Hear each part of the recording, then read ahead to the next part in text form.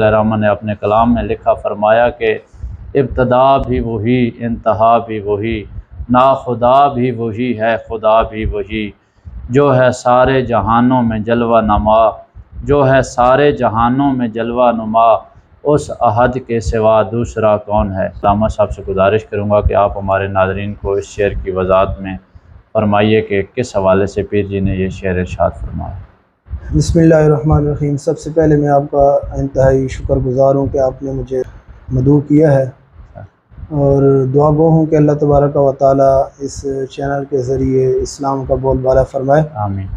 پیر نصیر الدین نصیر رحمۃ اللہ تعالیٰ علیہ لکھتے ہیں کہ ابتدا بھی وہی، انتہا بھی وہی، مطلب اللہ تبارک و تعالیٰ ازل سے ابد تک، یعنی جب کچھ بھی نہ تھا اللہ اللہ، تو اس وقت اللہ تبارک و تعالیٰ کی ذات تھی۔ بے شک اس دنیا کے اندر کچھ بھی نہیں بنا تھا، نہ زمین تھی، نہ آسمان تھے، نہ چاند تھا، نہ ستارے تھے، اللہ اکبر، نہ پانی تھا، نہ چرند تھا، نہ پرند تھا، کچھ بھی نہیں تھا۔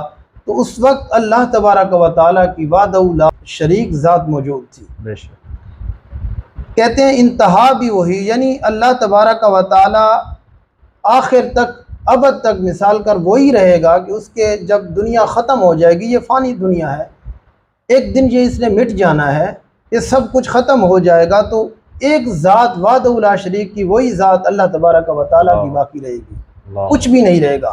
خدا بھی وہی اور نا خدا بھی وہی، مطلب نا خدا وہ ہوتا ہے اصل کہ جس طرح ملاک کشتی کو چلاتا ہے، اسی طرح اللہ تبارک و تعالیٰ اس نظام کو چلا رہا ہے۔ تو نا خدا بھی وہی اور خدا بھی وہی، مطلب اللہ تبارک و تعالیٰ اس نظام کو سارے کو چلا رہا ہے۔ بے شک چاہے وہ انسانوں کے اندر ایک مخلوق ہے، وہ انسان ہے، چرند ہے، پرند ہے، اللہ تبارک و تعالیٰ ان کو بھی ایک روزی دے رہا ہے، وہ بھی اپنی زندگی دنیا کے اندر گزار رہے ہیں۔ باقی سارا نظام جتنا بھی اس دنیا پر چل رہا ہے وہ وحدہ لا شریک ذات ہے جو چلا رہی ہے، بے شک جو سارے جہانوں میں جلوہ نما، یعنی جس چیز کے اندر دیکھیں گے اللہ تبارک و تعالیٰ کی تعریف نظر آتی ہے۔ اللہ اللہ، سبحان اللہ۔ اگر آپ کسی چیز کی تعریف کرتے ہیں، اس بنانے والے کی کوئی تعریف کرتا ہے تو وہ سراسر اللہ تبارک و تعالیٰ کی تعریف ہے۔ بے شک کوئی پھلوں کی تعریف کرتا ہے وہ سراسر اللہ تبارک و تعالیٰ کی تعریف ہے۔ اللہ، اگر کوئی گاڑیوں کی تعریف کرتا ہے تو اس کو انسان نے بنایا اور انسان کو اللہ تبارک و تعالیٰ نے عقل دی،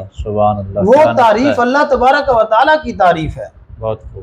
اگر جس چیز کو اس دنیا کے اندر دیکھیں گے، وہ چاہے زمین کی تہہ کے اندر ہے، پانی کے اندر ہے، چاہے وہ ہواؤں میں ہے، چاہے وہ آسمانوں میں ہے، وہ ساری کی ساری اللہ تبارک و تعالیٰ کی پیداوار ہے۔ وہ اللہ تبارک و تعالیٰ نے اس کو تخلیق کی ہے، اور اس کی اگر تعریف کریں تو وہ اللہ تبارک و تعالیٰ کی تعریف ہے۔ اللہ اکبر، اس احد کے سوا دوسرا کون ہے، مطلب یہ ہے کہ اللہ تبارک و تعالیٰ کی وحدہ لا شریک اس ذات کے سوا اور کون ہے۔ اللہ اکبر۔